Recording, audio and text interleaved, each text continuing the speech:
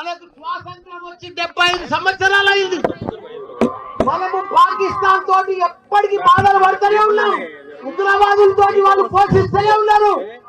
మనం ప్రధానమంత్రికి ఒకటే మేము మనవి చేస్తున్నాం అందరికి, మోడీజీ पाकिस्तान उग्रवादों को खत्म करो, कुचल कुचल के खुचल के रख दो, एक जिंदगी में फिर अपना भारत का तरफ नहीं देख रहा हो लोग.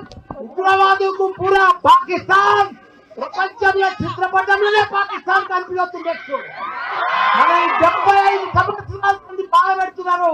మనం ఇక భరించలేము. మనం ఇక ఓపిక లేదు మనకు. మన సైనికులు మన ఎంతో మంది ప్రాణాలు కోల్పోయారు. ఈ రోజు కూడా మన తెలుగు బిడ్డ మురళీ నాయక్ గారు చనిపోయిన ఆయన కూడా పెద్ద ఎత్తున సంతానం. ఆయన మనం ఎంత ఇచ్చిన ఆయన లోటు తీర్చలేము. ఆయన కుటుంబానికి కూడా చెప్తున్న మనం మాత్రం ఇప్పుడు వదిలేదే లేదు. మన భారత సైనికులకు మొత్తం ధైర్యంగా మేము డాక్టర్లము, ఇంజనీర్లము, ప్రొఫెసర్లము, లీడర్లము, మా టీఆర్ఎస్ పార్టీ మొత్తం మీకు మద్దతు ఇస్తుంది.